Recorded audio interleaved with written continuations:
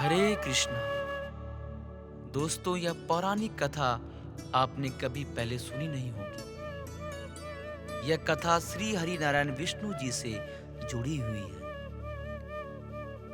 कथा के अनुसार एक बार भगवान विष्णु के दर्शन के उद्देश्य से महामुनि सनकादिक वैकुंठ लोक पधारते हैं और विष्णु लोक के द्वार पर पहरा दे रहे भगवान विष्णु के पहरेदार जय और विजय को अपने आगमन का कारण बताकर भगवान श्री हरि नारायण विष्णु के दर्शन की इच्छा प्रकट करते हैं। जय और विजय महामुनि सनकादिक से अपरिचित थे, अर्थात उन्हें जानते नहीं थे। अतः वे दोनों जय और विजय सनकादिक मुनि को द्वार पर रोककर उनका उपहास और उनका विनोद करने लगते हैं। अपना उपहास बनते देख सनकादिक मुनि उन दोनों पर अत्यंत क्रोधित होते हुए उन्हें श्राप देते हुए कहते हैं, वे दोनों आने वाले 3 जन्मों तक केवल राक्षस कुल में जन्म लेंगे। सनकादिक मुनि का श्राप सुनकर जय और विजय बुरी तरह घबराकर कांपते हुए सनकादिक मुनि के पैरों में गिरकर क्षमा मांगने लगते हैं, जिससे सनकादिक मुनि को उन पर दया आ जाती है और उन दोनों को अपने चरणों से उठाकर कहते हैं कि उनका दिया हुआ श्राप कभी वापस नहीं आता है और ना ही वह श्राप वापस ले सकते हैं। अतः उनका दिया हुआ श्राप पूर्ण होकर ही रहेगा, किंतु वह उन्हें ऐसे वरदान दे सकते हैं कि श्राप अवधि पूर्ण होने के बाद उनका भला होगा। और कुछ देर के पश्चात वह उन दोनों को वर देते हुए कहते हैं, तुम दोनों 3 जन्मों में राक्षस कुल में जन्म अवश्य लोगे, किंतु हर जन्म में तुम्हारा अंत श्री हरि नारायण विष्णु ही करेंगे, जिससे तुम्हें मोक्ष की प्राप्ति होगी और तुम विष्णु लोक में भगवान श्री विष्णु के चरणों में परम स्थान को प्राप्त करोगे। सनकादिक मुनि उन दोनों को आगे बताते कहते हैं कि एक जन्म में तुम हिरण्यकश्यप और हिरण्याक्ष के रूप में जन्म लोगे और तब भगवान विष्णु नरसिंह रूप में अवतरित होकर तुम्हारा अंत करेंगे, जिससे तुम्हें मुक्ति प्राप्त होगी। एक जन्म में तुम शिशुपाल और दंत वक्र के रूप में जन्म लोगे, तब विष्णु अवतारी भगवान श्री कृष्ण तुम दोनों को संहार करके मुक्ति प्रदान करेंगे। और एक जन्म में तुम दोनों रावण और कुंभकर्ण जैसे शक्तिशाली राक्षस के रूप में पैदा होगे, तब श्री हरि विष्णु के अवतार मर्यादा श्री पुरुषोत्तम राम तुम्हारा सर्वनाश करके तुम्हारा कल्याण करेंगे। इतना सुनते ही जय और विजय नामक द्वारपाल सनकादिक मुनि को नमन करते हुए आनंद में झूमते हुए गाने लगते हैं, हरे कृष्णा।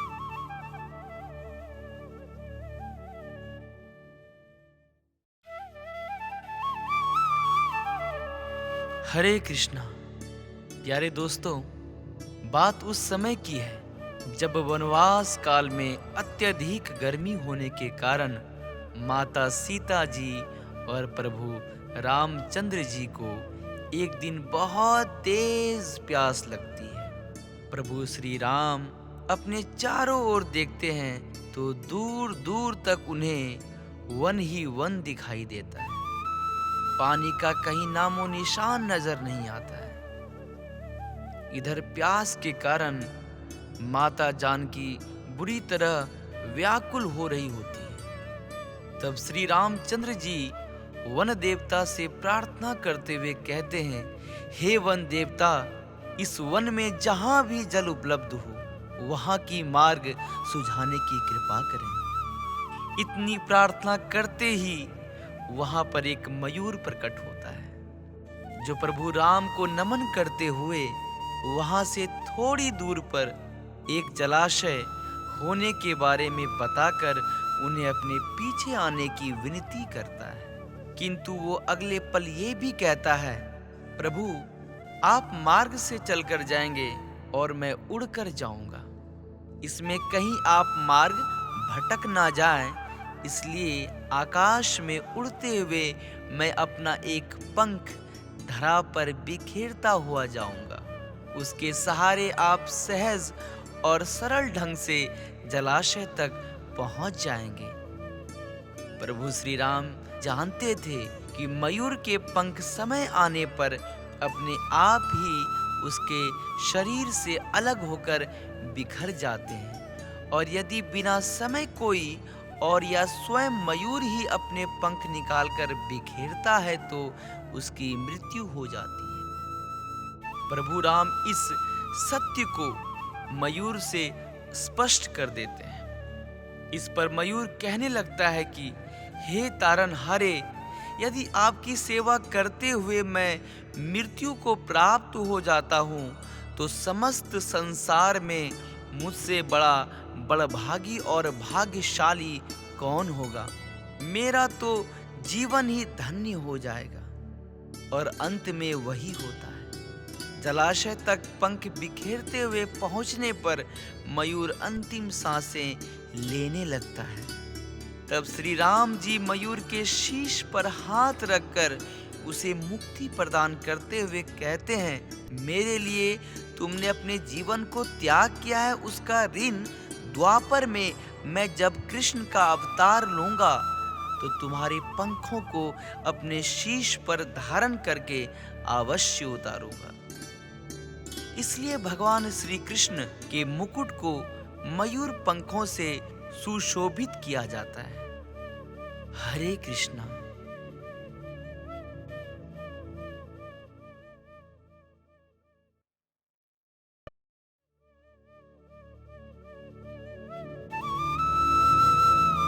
हरे कृष्ण कृष्ण कृष्ण हरे हरे, हरे राम राम राम हरे हरे। श्री कृष्ण विष्णु जी के 8वें अवतार, जगत के पालनहार और धनुर्धनों में श्रेष्ठ अर्जुन जहाँ होते हैं वहाँ निश्चित ही विजय, असाधारण शक्ति और नैतिकता होती है। समय हमेशा चलता रहता है, कभी रुकता नहीं। यदि आज बुरा समय है तो कल अच्छा होगा। इसलिए आप बिना किसी स्वार्थ के सिर्फ कर्म कीजिए, फल समय खुद देगा। ना तो समय रुकता है और ना ही एक सा रहता है। बुरा समय हो या अच्छा समय, बदलता जरूर है। आज बुरा है तो कल अच्छा, और अच्छा तो फिर बुरा समय जरूर आएगा। सुख के बाद दुख और दुख के बाद सुख आते जाते रहते हैं। इसलिए इस पर हमारा कोई वश नहीं है, लेकिन कर्म पर हमारा वश जरूर है। जो अहंकार से मोहित हो जाता है वह सोचता है मैं करता हूँ। जो अज्ञानी व्यक्ति होता है वह यह गलतफहमी पाल लेता है कि मैं करता हूँ, सभी कार्य मेरे द्वारा किए जा रहे हैं। ऐसा जान उसमें अहंकार घर कर लेता है। परंतु इस सृष्टि में जो भी हो रहा है वो तो प्रकृति द्वारा किए जा रहे हैं। अज्ञानता के कारण व्यक्ति में जो मैं का अहंकार जन्म ले लेता है तो उसका पतन होना निश्चित है। मैं किसी का भाग्य निर्माण नहीं करता, हर व्यक्ति अपना भाग्य स्वयं बनाता है। श्री कृष्ण कहते हैं कि वो किसी के भी भाग्य के निर्माता नहीं है, व्यक्ति खुद ही अपना भाग्य लिखता है। आप जैसा बीज बोएंगे आप वैसे ही फसल को काटेंगे। आप जैसा कर्म करेंगे आपको वैसे ही परिणाम मिलेंगे। यदि विद्यार्थी मन लगाकर पढ़ाई करेंगे तो परीक्षा में सफल होंगे। इसलिए हर व्यक्ति का भाग्य तभी बदलेगा जब वो ऐसे कर्म करेगा। पृथ्वी, जल, अग्नि, वायु आकाश, मन, बुद्धि और अहंकार, ये मेरी प्रकृति के 8 विभाग हैं। जो कुछ भी है वो वर्तमान में है, जो बीत गया है वो नहीं आएगा, और जो आने वाला है उसकी चिंता नहीं, बिल्कुल खुले हाथों से इसका स्वागत करें। भ्रम और संदेह से परे जब आप भगवान से प्यार करते हैं तो आप हर चीज से प्यार करते हैं।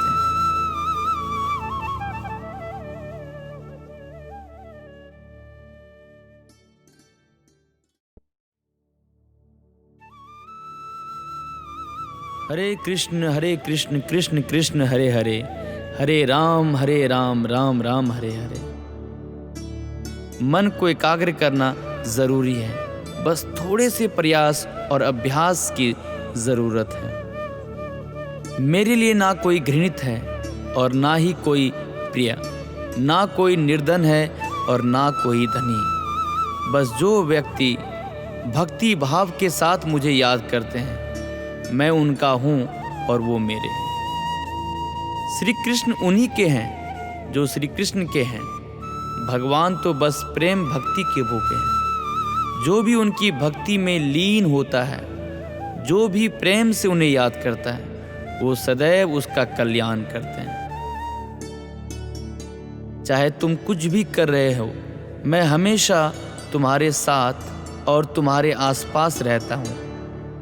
जब भी आप कोई बुरा कार्य करते हो या अच्छा कार्य करते हो, आपको लगता है कि कोई देख नहीं रहा है, तो यहाँ श्री कृष्ण कहते हैं कि तुम जो भी कुछ कर रहे हो, मेरी दृष्टि सदैव तुम पर है। इसलिए आप यह मत समझो कि आप अकेले हैं, आपके साथ श्री कृष्ण सदैव हैं। जो कुछ हुआ अच्छे के लिए हुआ, जो हो रहा है अच्छे के लिए हो रहा है, जो होगा वह भी अच्छे के लिए ही होगा। तो सकारात्मक रहो और अपना कर्म करो। आप वही हैं जिसमें आप विश्वास करते हैं। आप वह बन जाते हैं जो आप मानते हैं कि आप बन सकते हैं। हमारी सफलता और असफलता इस बात पर निर्भर करती है कि हम खुद पर कितना विश्वास करते हैं। व्यक्ति जो चाहे बन सकता है यदि पूरे विश्वास के साथ अपने लक्ष्य पर लगातार चलता रहे। जिस इंसान के चारों तरफ नकारात्मक लोग रहते हैं, उस इंसान का मंजिल से भटकना तय है। कहते हैं मन के हारे हार है और मन के जीते जीत। जिस प्रकार सकारात्मक विचारों से सफलता मिलती है, उसी प्रकार नकारात्मक विचार असफलता के मार्ग की ओर अग्रसर करते हैं। क्योंकि जैसा हम सोचते हैं वैसे ही हम बन जाते हैं, और अपने विचारों के माध्यम से ही हमें नकारात्मक और सकारात्मक परिणाम मिलते हैं। अपने अनिवार्य कर्तव्य का पालन करें, क्योंकि क्रिया वास्तव में निष्क्रियता से बेहतर है। मनुष्य ही एक ऐसा प्राणी है जो कर्म करता है, इसलिए कर्म करना प्रत्येक व्यक्ति का धर्म भी है। कार्य करने वाला व्यक्ति ही कर्मवीर कहलाता है। इसलिए कार्य करते रहना खाली बैठे रहने से हमेशा बेहतर होता है।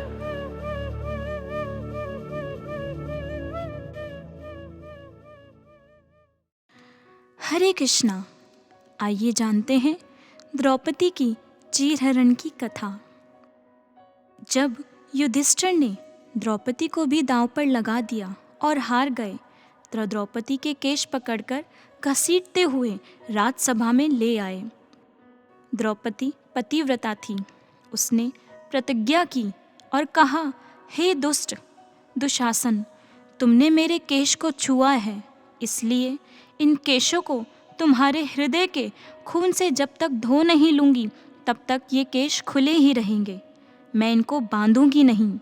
दुर्योधन ने कहा, अरे दुशासन, इसकी बातों पर ध्यान मत दो और इसकी साड़ी खींच लो और नंग करके मेरी जांघ पर इसे बिठा दो। भीम ने अपना गदा उठाया और यह प्रतिज्ञा की कि इस गदे से तेरी दाईं जांघ तोड़कर मैं यमपुरी पहुंचा दूंगा दुर्योधन। दुशासन ने द्रौपदी की साड़ी पकड़ी और खींचना प्रारंभ किया। सभी पांचों पांडव, द्रोणाचार्य, कृपाचार्य, भीम, पितामह जैसे शूरवीर नीचे मुंह करके खड़े रहे। कोई कुछ नहीं बोल रहा। द्रौपदी ने सभी की ओर सहायता के लिए हाथ बढ़ाया, लेकिन कोई सहायता ना पाकर वह परमात्मा को पुकारने लगी।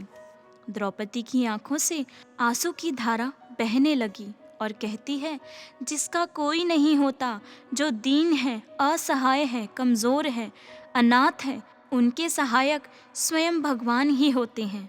साड़ी सिर से खींचकर आंचल तक आ गई, सीने तक आ गई। एक हाथ से साड़ी का पल्लू खींचकर पकड़ रखा था ताकि आगे खुलने ना पाए, और एक हाथ ऊपर करके भगवान श्री कृष्ण को पुकार रही थी और प्रार्थना कर रही थी, हाथ जोड़ तुम्हें पुकारूं, सुनियो कृष्ण मुरार, भरी तो सभा में जाती है लाज हमार। हे द्वारिकानाथ, मुझ निरपराधन अबला के साथ कैसा अत्याचार हो रहा है। देखो ना स्वामी, सभा में सभी शीश नीचे करके बड़े बड़े योद्धा बैठे हुए हैं। कोई भी धर्म और न्याय की बात नहीं कर रहा। हे नाथ, अब लाज बचाना मेरे बस में नहीं। हे घनश्याम, आओ मेरी रक्षा करो, मेरी लाज बचाओ। करुणा भरी पुकार सुनकर करुण सागर आए। हाथ से साड़ी निकालना प्रारंभ किया। साड़ी में साड़ी निकलती जा रही थी। दुशासन साड़ी खींचता खींचता थक गया, परंतु साड़ी का अंतिम छोर नहीं आया। यह देखकर किसी ने कहा, साड़ी बीच नारी है या नारी बीच साड़ी। तो मेरे प्रियजनों, जैसा कि हमने इस कथा में सुना कि द्रौपदी ने सभी से सहायता मांगी, परंतु किसी ने उसकी सहायता नहीं की और सर झुकाकर खड़े हो गए। द्रौपदी ने सहायता मांगी भगवान श्री कृष्ण से और उनकी सहायता करने वह उपस्थित हुए और उनकी सहायता की। तो मेरे प्रियजनों, इस दुनिया में, इस संसार में आप किसी के ऊपर भरोसा ना ही करें तो अच्छा है, क्योंकि एकमात्र भगवान श्री कृष्ण हैं जो हर परिस्थिति में आपके साथ रहेंगे, आपकी मदद करेंगे। तो दोस्तों, भगवान श्री कृष्ण को याद करें, उनका नाम का जाप करें, उनसे हर वक्त जुड़े रहें। हरे कृष्णा।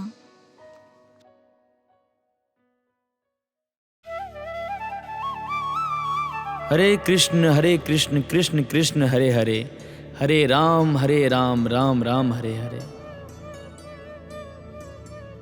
वह सब कुछ करो जो तुम्हें करना है, लेकिन लालच से नहीं, अहंकार से नहीं, वासना से नहीं, ईर्ष्या से नहीं, बल्कि प्रेम, करुणा, नम्रता और भक्ति के साथ।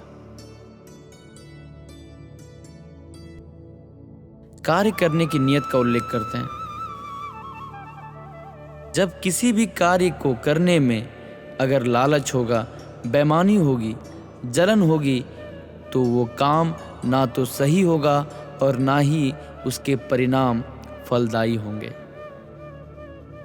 इसके अतिरिक्त जिस कार्य को हम पूरे मन से प्रेम पूर्वक करेंगे, तो वो न सिर्फ हमारे लिए बल्कि समाज के लिए भी हितप्रद होगा।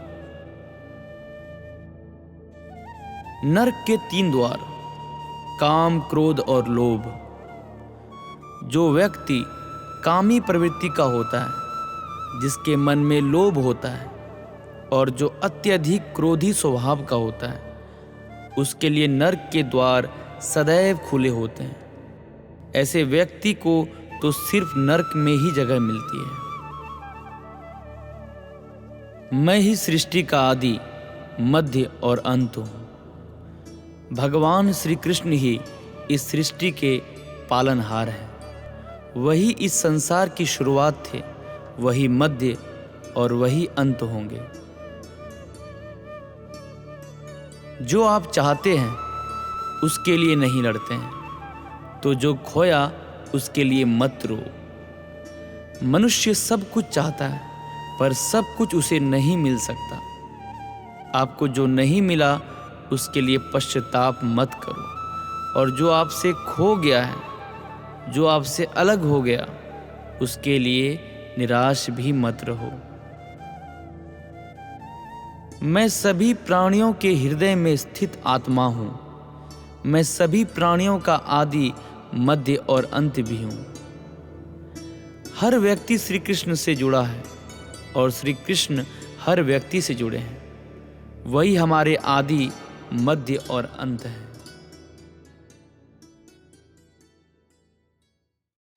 हरे कृष्णा। आइए जानते हैं भगवान श्री कृष्ण ने द्रौपदी की सहायता क्यों की थी। एक बार अर्जुन द्रौपदी को लेकर द्वारिकापुरी आए थे। अर्जुन श्री कृष्ण के मित्र भी हैं, भक्त भी हैं और बुआ के बेटे भाई भी हैं। शाम के समय सब मिलकर बाग में हास्य विनोद करते हुए टहल रहे थे। बगीचे में एक सुंदर फूल गुलाब का था, जिसमें 9 रंग थे और वह खिला हुआ था। द्रौपदी उसको एक नज़र मुस्कुराते हुए देखते ही जा रही थी। श्री कृष्ण समझ गए कि यह फूल द्रौपदी को बहुत पसंद है। तोड़ने के लिए हाथ बढ़ाया। फूल तो टूट गया, लेकिन हाथ में नुकीला कांटा चुभ गया। उंगली से खून बहने लगा। सभी पट्टी तथा दवा लाने के लिए इधर उधर दौड़े, परंतु द्रौपदी ने ना इधर देखा ना उधर देखा। फौरन अपनी साड़ी से एक पट्टी फाड़ी और अपने आंसू रूपी दवा में भिगोई और शीघ्र से श्री कृष्ण की उंगली पर बांध दिया। श्री कृष्ण ने उसी क्षण यह सोच लिया कि इस पट्टी का उपकार मुझे किसी दिन चुकाना है। वह दिन आ गया और परमात्मा ने साड़ी को इतना बड़ा किया कि साड़ियों के ढेर लगा दिए। लाज रखी एक नारी की उस परमात्मा ने। तो मेरे प्रिय सज्जनों, छोटा सा पुण्य कार्य भी महान फलदानी बन जाता है। नेकी करो और कुएं में डालो। नेकी करके उसे याद मत रखो, भूल जाओ। और यदि आपके हाथों से कोई पाप हो जाए तो उसे भूलो मत। क्षण प्रतिक्षण उसको याद करो और पश्चाताप करो, ताकि भविष्य में कभी दोबारा पाप ना हो। जैसे आप बैंक में कोई राशि जमा कर 5 साल तक उसे वापस नहीं निकालते, वह राशि ब्याज सहित आपको दुगनी मिल जाती है। उसी प्रकार परमात्मा की सरकार भी आपके द्वारा किए गए पुण्य बढ़ाकर अधिक शुभ फल के रूप में वापस लौटा देती है। इसलिए पाप कार्य से बचो, दूसरों को भी पाप से बचाओ। शुभ कार्य स्वयं भी करो और दूसरों को भी करने के लिए प्रेरित करो। हरे कृष्णा। ईर्ष्या उत्पन्न मत करो। हरे कृष्णा। दोस्तों, दूसरों के सद्गुणों को देखकर, दूसरों की संपन्नता को देखकर मन में ईर्ष्या का भाव मत आने दो। अपने में भी वही सद्गुण आए, ऐसी साधना करो। परमात्मा की कृपा सब पर एक जैसी बरसती है। यह हम पर निर्भर करता है कि हमारी आत्मा कितनी निर्मल और कितनी स्वच्छ है। तो दोस्तों, इसी पर आधारित एक गोपनीय कहानी मैं आपके सामने लेकर आई हूँ। एक बार गोपी के मन में ईर्ष्या उत्पन्न हुई और उसने मुरली से कहा, काहे गुमान भरी मुरलिया, निस दिन रहत हरि के मुख पर, कौन से कर्म करी मुरलिया। अर्थात गोपियाँ मुरली से कहती हैं, आपने ऐसे कौन से पुण्य किए हैं जिसके कारण कृष्ण तुमसे एक क्षण भी अलग नहीं होते। मुरली कहती है, प्रथम तजी सुंदर बांस छड़ी रे, तन कटवायो मन कटवायो, ग्रंथि ग्रंथि छिदवायो, जो सुर शाम बजाना चाहे, सो सुर में बाज्यो, तब जाकर शाम मोहे अपने अधर लगायो। अर्थात सर्वप्रथम तो मैंने उस बांस वाली लकड़ी को छोड़ा जहाँ मैं अपने प्रियजनों के साथ रहती थी। उसके पश्चात मेरे शरीर को काटा गया, जहाँ जहाँ गांठें थीं उनको निकाल दिया गया और मुझे समतल बनाया गया। फिर अंदर से मेरे मन को निकालकर मुझे खोखला कर दिया गया। फिर मैंने वही राग गाया जो राग श्याम को पसंद आया। अर्थात जिस स्वर में श्री कृष्ण गाना चाहते थे, मैंने वही स्वर निकाला तब कहीं जाकर शाम ने अपने कोमल अधरों से मुझे लगाया। कहने का तात्पर्य यही है कि जो साधक स्वामी की इच्छा को सर्वप्रिय समझकर उसे स्वीकार करता हुआ समर्पण भाव से साधना करता है, स्वेच्छा का पूर्णतया त्याग कर देता है, तभी अपने मालिक यानी श्री कृष्ण की कृपा का पात्र बन सकता है। उस स्तर तक पहुंचने के लिए साधक को कुछ प्रयत्न करने चाहिए, तो मैं समझ सकता हूँ मंजिल दूर नहीं है। हम आध्यात्मिकता की उच्च अवस्था को और परमात्मा की अनुभूति को प्राप्त कर सकते हैं यदि हम उन्हें विश्वास, निष्ठा और उत्साह से करते रहें। दोस्तों, हमें दृढ़तापूर्वक अपना लक्ष्य निर्धारित कर लेना चाहिए। परमात्मा ही एकमात्र हमारा लक्ष्य होना चाहिए। उसको पाने के लिए सतत उद्यम करना चाहिए, मतलब प्रयास करना चाहिए। तो दोस्तों, आशा करती हूँ मेरी इन सभी बातों से आपके जीवन में कुछ ना कुछ बदलाव ज़रूर आएगा। मिलते हैं आगे ऐसे ही खूबसूरत कहानियों के साथ। हरे कृष्णा। कृष्ण, बलराम और राक्षस। महाभारत काल की बात है। एक बार कृष्ण और बलराम किसी जंगल से गुजर रहे थे। चलते चलते काफी समय बीत गया था और अब सूरज भी डूबने वाला था। अंधेरे में आगे बढ़ना संभव नहीं था, इसलिए कृष्ण बोले, बलराम, हम ऐसा करते हैं कि अब सुबह होने तक यहीं ठहर जाते हैं। भोर होते ही हम अपने रास्ते पर चल पड़ेंगे। बलराम बोले, पर इस घने जंगल में हमें खतरा हो सकता है, यहाँ सोना उचित नहीं होगा, हमें जागकर ही रात बितानी होगी।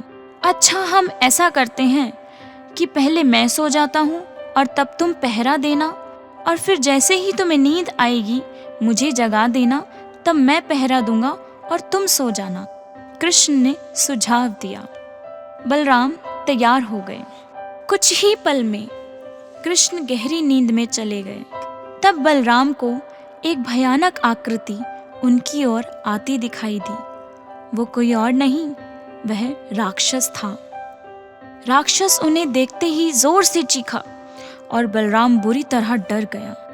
इस घटना का एक विचित्र असर हुआ। भय के कारण बलराम का आकार कुछ छोटा हो गया और राक्षस और विशाल हो गया। उसके बाद राक्षस एक बार और चीखा। पुनः बलराम डर कर कांप उठे और बलराम और ज्यादा सिकुड़ गए और राक्षस पहले से भी ज्यादा बड़ा हो गया।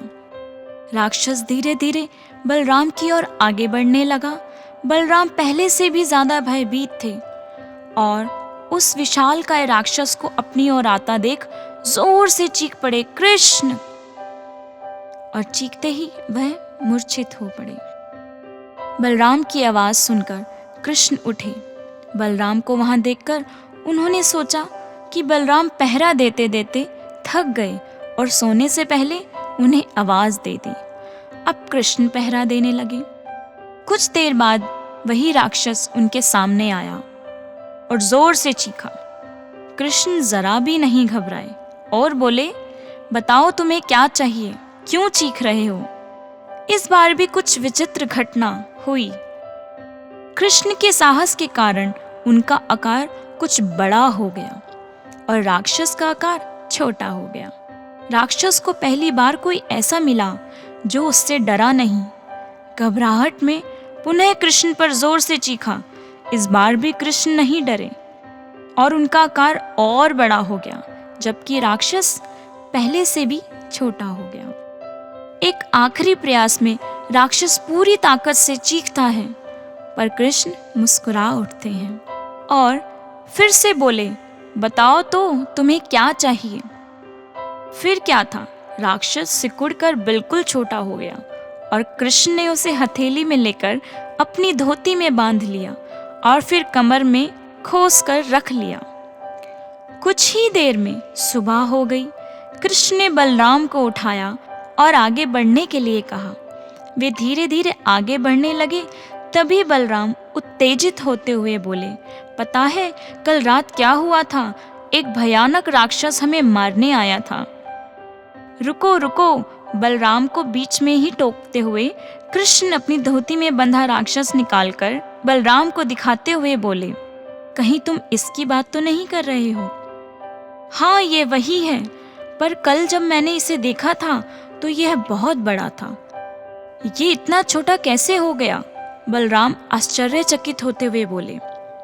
कृष्ण बोले, जब जीवन में तुम किसी ऐसी चीज से बचने की कोशिश करते हो जिसका तुम्हें सामना करना चाहिए, तो वह तुमसे बड़ी हो जाती है और तुम पर नियंत्रण करने लगती है। लेकिन जब तुम उस चीज का सामना करते हो जिसका सामना तुम्हें करना चाहिए, तो तुम उससे बड़े हो जाते हो और उसे नियंत्रित करने लगते हो। दोस्तों, यह राक्षस दरअसल हमारी लाइफ में आने वाले चैलेंजेस हैं, विपरीत परिस्थितियां हैं, लाइफ प्रॉब्लम्स हैं। अगर हम इन सिचुएशंस को अवॉइड करते रहें तो ये समस्याएं और भी बड़ी होती चली जाती हैं और हम पर कंट्रोल करने लगती हैं। लेकिन अगर हम इनका सामना करते हैं, साहस के साथ इन्हें फेस करते हैं, तो यह समस्याएं धीरे धीरे छोटी होती चली जाती हैं और अंत हम उन पर काबू पा लेते हैं। इसलिए जब कभी भी लाइफ में ऐसी प्रॉब्लम्स आए जिनका सामना आपको करना चाहिए, तो उसे अवॉइड ना करें। जिसे फेस करना है उसे फेस करें, उससे बचने की कोशिश ना करें। जब आप ऐसा करेंगे तो देखते ही देखते वे समस्याएं इतनी छोटी हो जाएंगी कि आप आराम से उन पर नियंत्रण कर सकेंगे और हमेशा हमेशा के लिए सभी प्रॉब्लम्स को खत्म कर सकेंगे। धन्यवाद।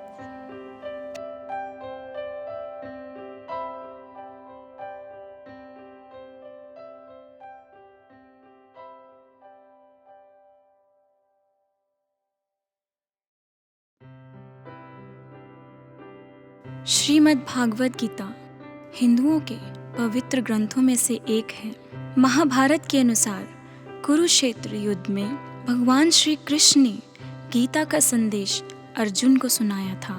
भागवत गीता में ऐश्वर्यवाद, कर्म योग, ज्ञान योग, भक्ति योग की बहुत सुंदर ढंग से चर्चा हुई है। श्रीमद् भागवत गीता की पृष्ठभूमि महाभारत का युद्ध है।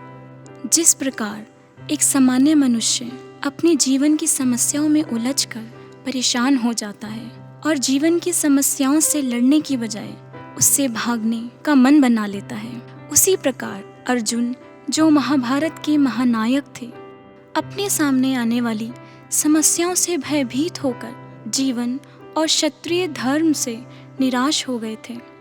अर्जुन की तरह हम सब भी अपने जीवन में आने वाली समस्याओं से हताश हो जाते हैं और फिर अपनी समस्याओं से विचलित होकर भाग खड़े होते हैं। इसीलिए भगवान श्री कृष्ण ने जन सामान्य के लिए कर्तव्य के मार्ग पर चलने के लिए इस महाज्ञान को गीता के माध्यम से प्रस्तुत किया है।